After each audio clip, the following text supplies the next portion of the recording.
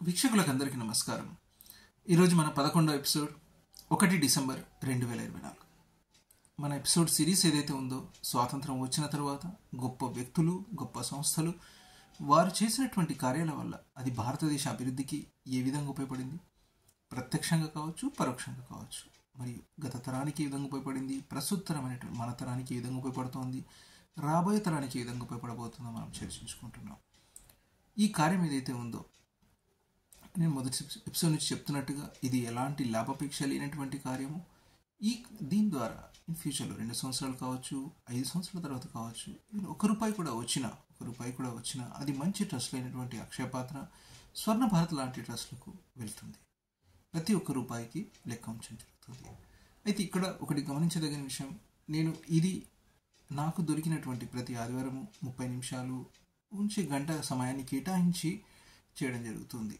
ఇక్కడ ఇది single take video, దీంట్లో ఎలాంటి ఎడిటింగ్ ఉండదు, థంబ్నెయిల్ ఉండదు. కాబట్టి మీకు వీడియో అంతగా అట్రాక్టివ్గా అనిపించకపోవచ్చు, మోనోటోనస్గా ఉండొచ్చు. కానీ ఇక్కడ గత 3 దశాబ్దాలుగా నేను కలెక్ట్ చేసినటువంటి ఇన్ఫర్మేషన్, గొప్ప వ్యక్తులు, గొప్ప సంస్థల గురించి వివిధ మాధ్యమాల ద్వారా చదివినటువంటి ఇన్ఫర్మేషన్ని కలెక్ట్ చేసి ప్రజెంట్ జరుగుతుంది. ఇక్కడ ఓన్లీ నేను కంటెంట్కి ఎక్కువగా ప్రాధాన్యత ఇస్తున్నాను. సమయం లేకపోవడం వల్ల వీడియో ఎడిటింగ్ అలాంటి చేయలేను. కొన్ని సంవత్సరాల వరకు అయితే ఇది నాతో పాసిబుల్ కాదు. ఇక్కడ కేవలం కంటెంట్కి నేను అధిక ప్రాధాన్యత ఇస్తున్నాను. ఈరోజు మన ఎపిసోడ్ ఏదైతే ఉందో ఈరోజు మన 11వ ఎపిసోడ్ మన భారతదేశ ప్రధానమంత్రి గౌరవనీయులు శ్రీ నరేంద్ర మోదీ గారు ఇనిషియేట్ చేసినటువంటి ఒక గొప్ప కార్యక్రమం గురించి మనం చర్చించుకోబోతున్నాం. వారు 2003వ సంవత్సరంలో, సెప్టెంబర్ 2003వ సంవత్సరంలో vibrant Gujarat global investor summit వారు స్టార్ట్ చేయడం జరిగింది. ఆ ఇనిషియేటివ్ గుజరాత్ 2001లో పెద్ద భూకంపం, కచ్ భూకంపం వచ్చింది. దాని నుంచి బయటపడి మరియు గుజరాత్ అనేది ఆర్థికాభివృద్ధిలో దేశానికి ఒక వెన్నెముకలాగా ఉండాలని వారు భావించారు. దానికోసం ఒక గొప్ప initiative, first global investor summit, vibrant Gujarat global investor summit 28 September 2003 నుంచి 2 అక్టోబర్ గాంధీ జయంతి 2 అక్టోబర్ 2003 వరకు జరిగింది. శ్రీ లాల్ కృష్ణ అద్వానీ గారి చేతుల మీదుగా ఇది ప్రారంభించబడింది. సో ఫస్ట్ ఇన్వెస్టర్ సమిట్ కాబట్టి అప్పుడు ఏ స్టేట్ గవర్నమెంట్ అసలు అంటే ఇనిషియేటివ్ గురించి అసలు ఆలోచించలేదు. ఇది ఫస్ట్ ఇన్వెస్టర్ సమిట్ కాబట్టి ఒక స్టేట్ గవర్నమెంట్ చేయడం కాబట్టి వారు మోర్ దాన్ 95% ఆఫ్ ద వర్క్స్లో వారు ఇన్వాల్వ్ అయ్యారు. ఎందుకంటే అది వారి థాట్ ప్రాసెస్ అది. సో ముందు కార్యక్రమం కంటే ముందు ఎలా ఉండాలి, ఎవరెవరిని ఇన్వైట్ చేయాలి, ఏ విధంగా ఉండాలి, మరి కార్యక్రమం ఎలా ఉండాలి, పోస్ట్ కార్యక్రమం జరిగిన తర్వాత ఎలా ఉండాలి. సో చాలా వారు అన్ని పనుల్లో, దానికి సంబంధించినటువంటి అన్ని పనుల్లో వారు ముఖ్యమంత్రిగా ఉన్న వివిధ బాధ్యతలు ఉన్నారు. దీనికోసం చాలా సమయాన్ని వారు కేటాయించడం జరిగింది. ఎందుకంటే ఇది ఫస్ట్ సమిట్ జరుగుతుంది కాబట్టి. ఎందుకంటే వారి థాట్ ప్రాసెస్ అది ఐఏఎస్ ఆఫీసర్స్కి, స్పెషల్ టీమ్కి, మంత్రి గణానికి, వివిధ అధికార గణానికి వారు ఎక్స్ప్లెయిన్ చేయడం జరిగింది. వారు ప్రతి దానికి సంబంధించినటువంటి బ్యాక్గ్రౌండ్ వర్క్లో వారు ఇన్వాల్వ్ అయ్యారు కాబట్టి, వారి థాట్ ప్రాసెస్ని చెప్పారు కాబట్టి ఆ ఫస్ట్ సమిట్ తర్వాత జరగడం జరిగింది, విజయవంతంగా చేయడం జరిగింది. సో సెకండ్, థర్డ్ నుంచి తర్వాత మొత్తం అధికార గణము, స్పెషల్ టీం, మంత్రివర్యులు, వివిధ డిపార్ట్మెంట్స్ వాళ్ళే చూసుకోవడం జరిగింది. కానీ ఇక్కడ గుర్తుంచుకోవాల్సింది ఏంటంటే, మనం ఒక థాట్ ప్రాసెస్ ఉంటున్నప్పుడు, ఇనిషియేటివ్ ఉంటున్నప్పుడు అది దానిలో చాలా వరకు ఇన్వాల్వ్ అవ్వాల్సి వస్తుంది. ఎందుకంటే అది మనం ఒక విజన్తో చూస్తున్నటువంటిది, ఒక విజన్తో చూస్తున్నాము. అయితే ఇది ఎలా ఉండాలి, ఏ విధంగా ఉండాలనేది మనం మాత్రమే దాంట్లో ఇన్వాల్వ్ అవుతేనే మనము చెప్పగలుగుతాం, ఎక్స్ప్లెయిన్ చేయగలుగుతాము. సో ఆ రోజు వేసినటువంటి, ఆ రోజు ఒక బీజం అనొచ్చు, ఒక విత్తనం అనొచ్చు, ఈరోజు అది ఒక మహావృక్షం లాగా. Vibrant Gujarat global investor meet అనేది ఇప్పుడు ఒక మహావృక్షం. అది ఎందుకనంటే నేను లెక్కలు చెప్తాను. 2003లో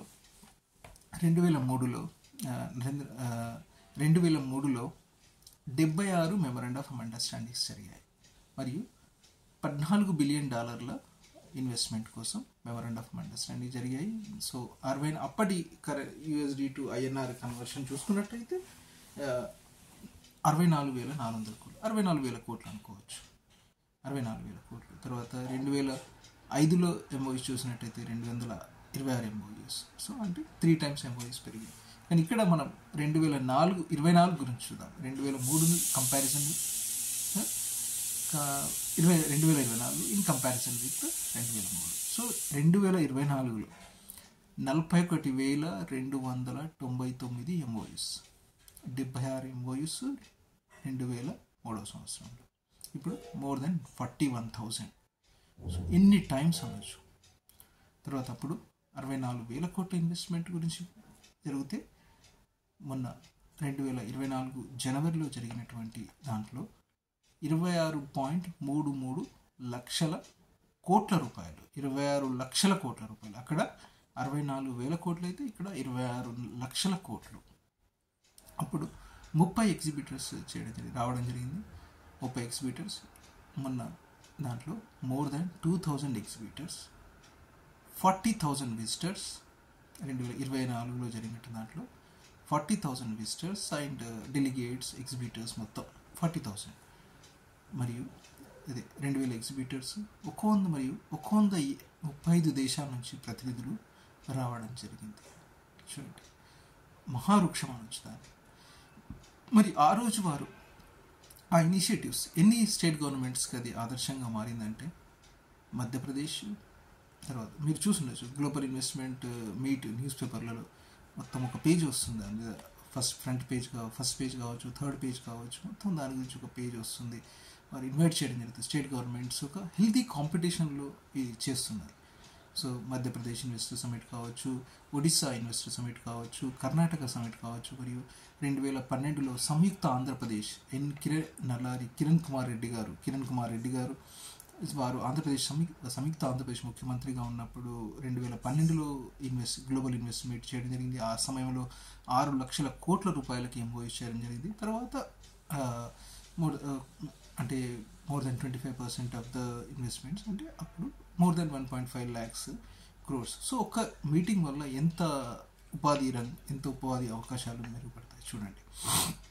సో ఇప్పటి తెలంగాణ అయితే మనకు 2014 జూన్లో మనకు తెలంగాణ ఆవిర్భావం జరిగింది. సో 2014 తర్వాత ఇప్పుడు ఈ తర్వాత మన KTR గారు పరిశ్రమల శాఖ మంత్రి చాలా కంపెనీస్కి ఒక తెలంగాణ ఒక డెస్టినేషన్ లాగా మారింది పరిశ్రమలకి.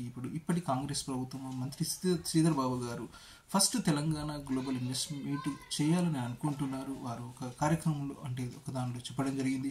మేబీ ఈ సంవత్సరం కావచ్చు, నెక్స్ట్ ఇయర్ కావచ్చు, ఆ first Telangana global investor meet maybe దానికి ఇంకా, ఎందుకంటే ఇది చాలా కొన్ని నెలల పరిశ్రమ ఉంటుంది. అందరినీ ఇన్వైట్ చేయడము మరియు డిఫరెంట్ వారి అరేంజ్మెంట్స్, తర్వాత కార్యక్రమం ఏ విధంగా ఉండాలి, పోస్ట్ కార్యక్రమం జరిగిన తర్వాత ఎలా ఉండాలి, కొన్ని నెలల ఇది. కాబట్టి ఇప్పుడు మేబీ అది వచ్చే సంవత్సరం first Telangana global investor meet జరగవచ్చు. అది ప్రభుత్వ వారి కార్యక్రమం, అది వారి ప్రకారం జరుగుతుంది.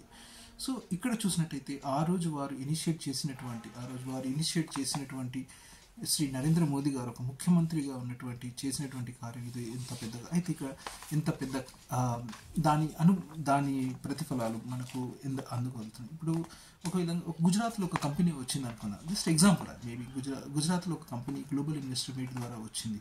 సో అక్కడ ఆ కంపెనీలో వర్క్ చేయడానికి నిపుణులు దేశ నలుమూల నుంచి రావచ్చు, మరియు కార్మికులు దేశ నలుమూల నుంచి రావచ్చు. సో అది ఒక కంపెనీ, ఒక గుజరాత్ గ్లోబల్ ఇన్వెస్ట్మెంట్ ద్వారా ఒక కంపెనీ వచ్చిందంటే అది కేవలం గుజరాత్కే కాదు, మొత్తం భారతదేశానికి ప్రత్యక్షంగా పరోక్షంగా అది ఉపయోగపడుతుంది. ఇది మరియు 2024లో ఏదైతే సమ్మిట్ జరిగిందో మన మోదీ గారు అక్కడ యాజ్ ఏ ప్రధానమంత్రిగా వారు వెళ్ళారు.